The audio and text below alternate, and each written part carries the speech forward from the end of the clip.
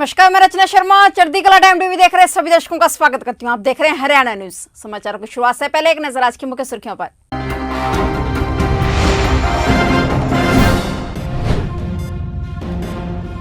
पहलवान सुशील कुमार को दिल्ली पुलिस ने किया गिरफ्तार, वीडियो कॉन्फ्रेंसिंग के जरिए सुनवाई।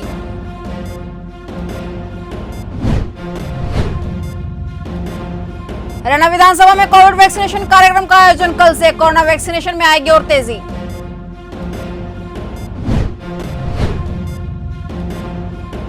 सैकड़ों किसान हुए दिल्ली कूच के लिए रवाना, बस्तारा टोल प्लाजा से सैकड़ों किसान दिल्ली की तरफ हुए रवाना।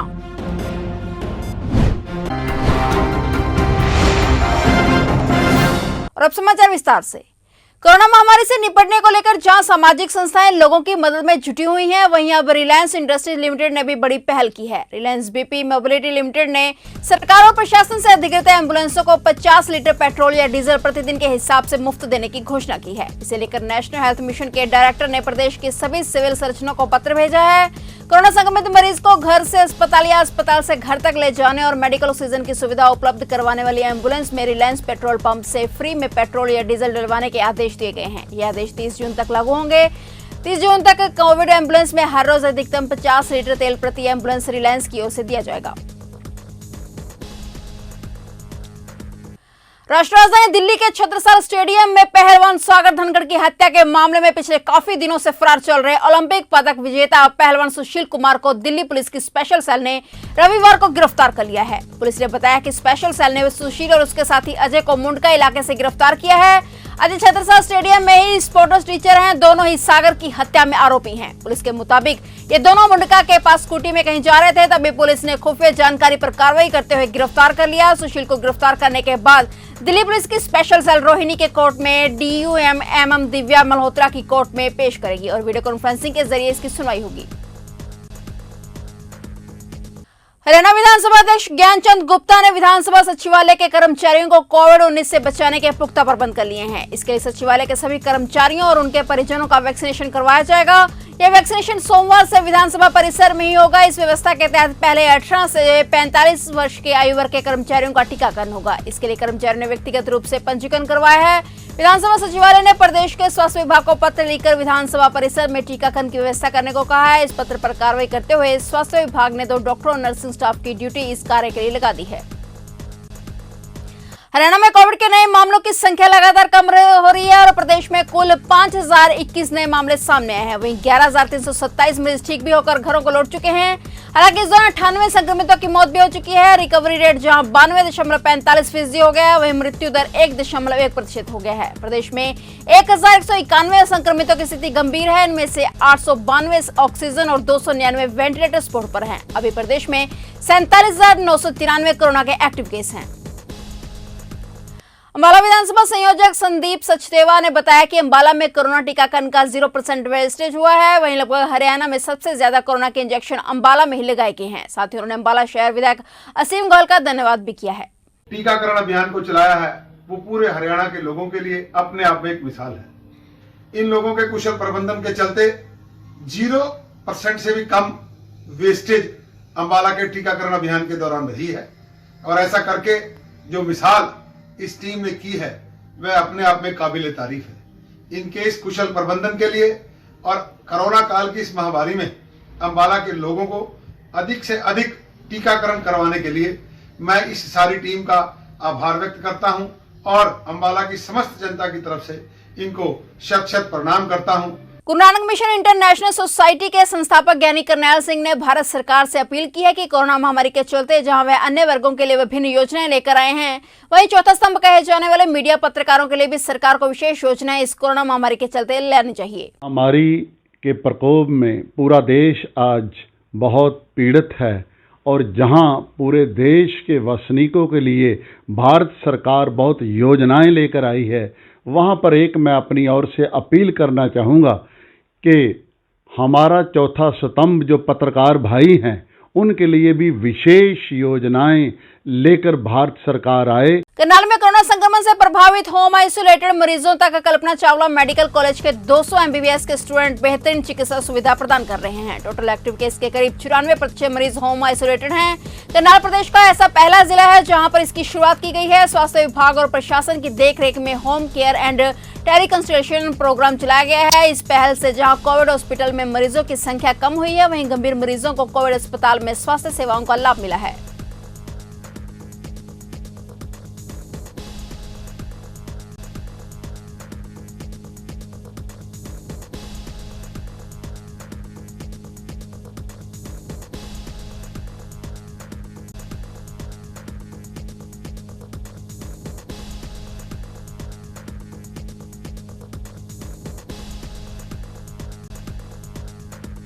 मैं ये कहना चाहूँगा कि ये जो हमारा कॉलेज है और हमारी सरकार है, उन्होंने हमें मौका दिया है कि हमारे स्टेट के जितने भी पेशेंट्स हैं कोरोना के, उनका हम उनके घर पे ही ख्याल रख सकें और जो हमारे हॉस्पिटल में बेड्स हैं वो उन लोगों के लिए रिज़र्व कर सकें जिनको उनकी ज़्यादा ज़रूरत है। जो हमारे घर पे पेशेंट्स होते हैं, जिनको हम होम आइसोलेट करते हैं, उनको ज़्यादा तकलीफ़ होती नहीं है, बट उनको लगता है वो मेंटली प्रिपेयर्ड नहीं होते हैं इस डिज़ीज़ के लिए, क्योंकि ये महामारी है। उनके दिमाग में चल रहा होता है कि हमें पता नहीं क्या हो जाएगा।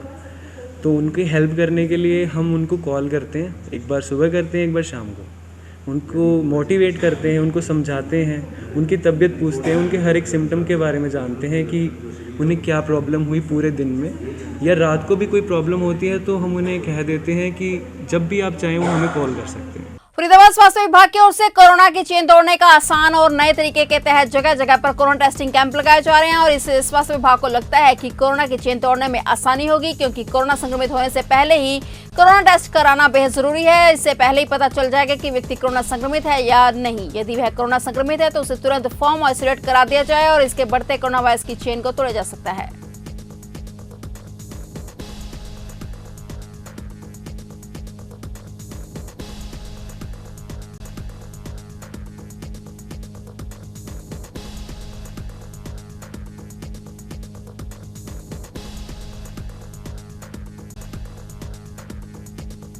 ओम प्रकाश जी, आज सब्जी मंडी के अंदर कोरोना टेस्ट किए जा रहे हैं, कितना आप फर्क मानेंगे इससे और कितना सही है? इससे हमें काफ़ी कामयाबी मिलेगी, क्योंकि जो अननेसेसरी मंडी में भीड़ आती है वो भीड़ पे कंट्रोल हो जाएगा और जो हमारी टेस्टिंग हो रही है उससे कोरोना की जो महामारी है उस पर भी कंट्रोल होगा।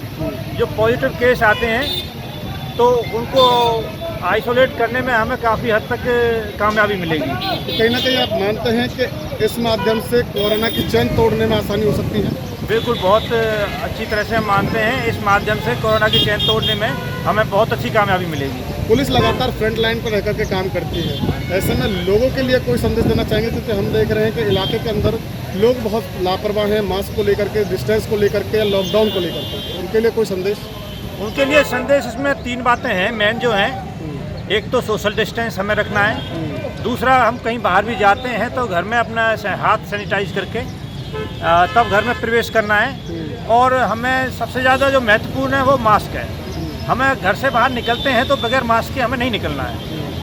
गांव बस्तली से आमूपुर की तरफ जाने वाली सड़क पर लोक निर्माण विभाग के द्वारा गंदे पानी की निकासी के लिए नाला बनाया जा रहा है। ग्रामीणों ने आरोप लगाया कि ठेकेदार द्वारा इस नाले पर घटिया सामान लगाया जा रहा है। नाले का तो अभी तक काम भी चल रहा है और नाले में दरारें भी आनी शुरू हो गई हैं। ग्रामीणों का कहना है कि विभाग के एसडीओ अमित से बात करनी चाहिए, तो उन्होंने कहा है कि अगर नाले में किसी प्रकार की कोई कमी है तो उसको ठीक करवा दिया जाएगा और नाले को दुकानों के आगे से निकाला जाएगा ताकि जगह और खराब ना हो सके।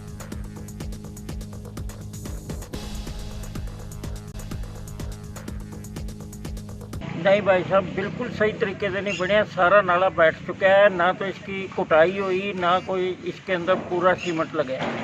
ये नहीं तो इतनी जल्दी, अभी तो 1 महीना भी नहीं हुआ, अभी बाहर भी नहीं निकले तो नाला आके देखो तो पूरी तरह नीचे बैठ चुका है।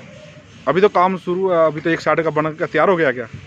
एक साइड ही बना के दुर्पण तैयार, पिछली साइड सारी बैठ गई। हम जिस टाइम बना रहे थे जब भी बोला था भी इसका लेवल ठीक नहीं है, पानी उसमें 10 बाल्टियाँ वहीं के वहीं खड़ी रहती हैं, आगे सरकता ही नहीं पानी।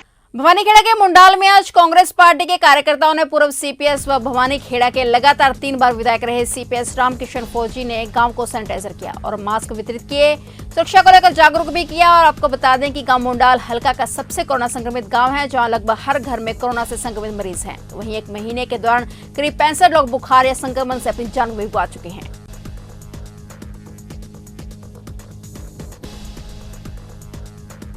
फरीदाबाद के बल्लभगढ़ मुख्य बाजार में आज दुकानदारों में लॉकडाउन का उल्लंघन करने को लेकर काफी विवाद हो गया। इस बीच बल्लभगढ़ के मुख्य बाजार दुकानदारों की अच्छी खासी भीड़ देखने को मिली। मौके पर पहुंची पुलिस के साथ ही दुकानदारों ने जमकर बहस की। दुकानदारों का आरोप है कि बल्लभगढ़ के मुख्य बाजार में कुछ दुकानें खोली जा रही हैं और धड़ल्ले से सामान बेचा जा रहा है, जबकि कुछ दुकानदारों के साथ पुलिस सख्ती से पेश आ रही है और उनकी दुकानें खुलने नहीं दी जा रही। दुकानदारों ने आरोप लगाया कि पुलिस के इशारे पर ही बल्लभगढ़ के मुख्य बाजार में लॉकडाउन के आदेशों की धज्जियां उड़ रही हैं।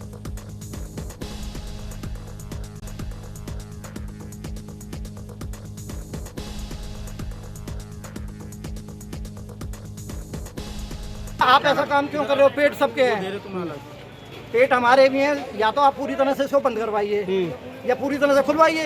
जब आप उनको दिवा सकते हैं और कह रहे हैं प्रूफ करा दो, मैं प्रूफ करा रहा हूँ, आप चलो मेरे साथ, आप मेरे साथ चलो, मैं ग्राहक बन के आपको जिससे कहो सामान दिलवाता हूँ।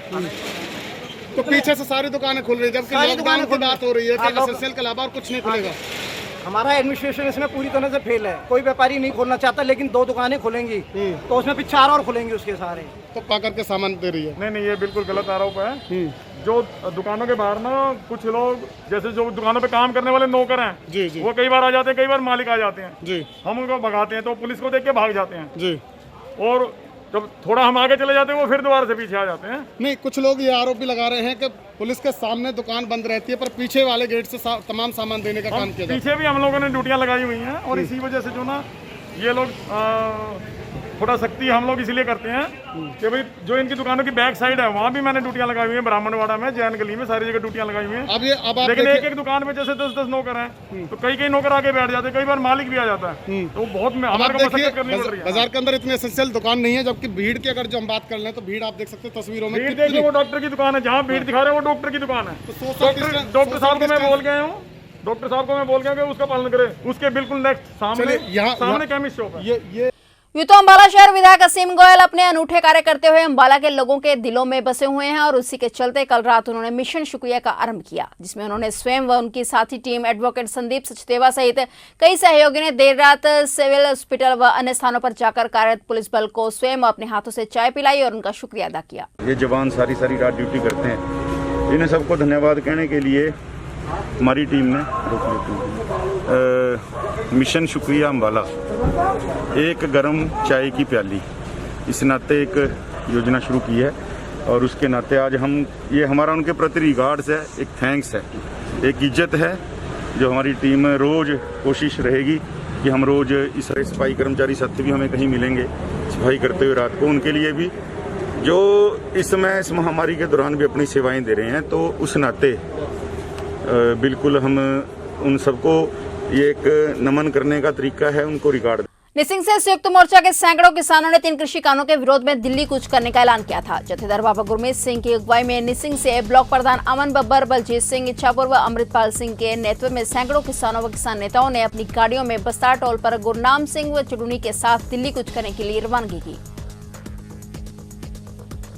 3 कृषि कानूनों के विरोध में किसानों का आंदोलन जारी है। किसान लगातार 3 कृषि कानूनों को रद्द करवाने की मांग कर रहे हैं। आज करनाल के बस्तार टोल प्लाजा से किसान हजारों की संख्या में गाड़ियों में सवार होकर रवाना हुए।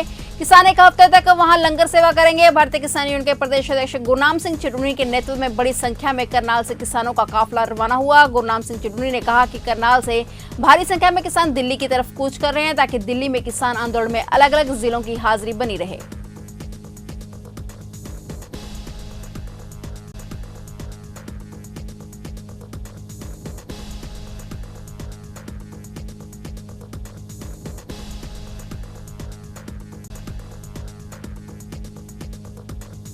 आज जिला करनाल से भारी संख्या में लोग इकट्ठे हो रहे हैं दिल्ली की टिकरी बॉर्डर के लिए और हर हफ्ते हम एक ज़िले के लोगों को काफिला ऐसे ही दिल्ली ले जाया करेंगे ताकि वहाँ पे हाजिरी बनी रहे और किसानों में जागृति बनी रहे। सरकार लगातार कह रही है कोरोना जो किसान फैला रहे हैं, और क्या समझते हैं? कोरोना किसान नहीं फैला रहे, कोरोना सरकार फैला रही है और सरकार अपने निकम्मेपन को छुपाने के लिए किसानों पे इल्ज़ाम लगा रही है।